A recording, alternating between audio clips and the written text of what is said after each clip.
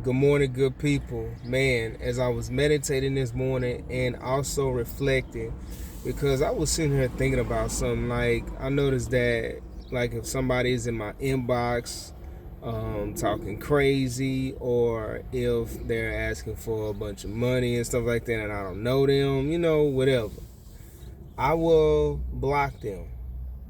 But I realized that as I was sitting there reflecting on that, I was like, it's so easy to block a person's phone number, social media account, but sometimes we do not block that person or that emotion out of our hearts.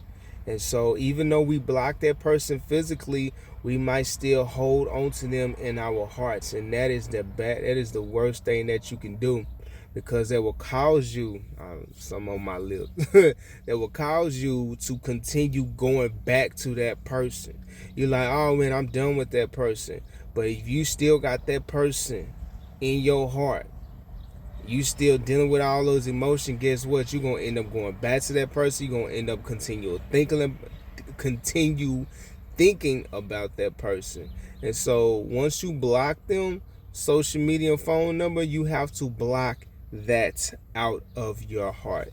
Sometimes it's a hard thing to do, because a lot of people like to prey on you, on your emotions. And so once that person has your emotions in your heart, it's kind of hard to block that.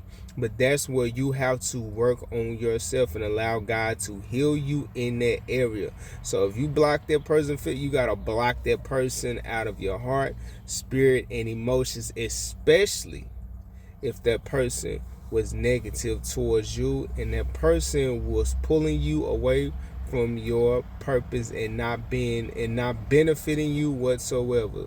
So if those are people that are not benefiting you whatsoever, block them out of your phone, social media, but also out of your heart.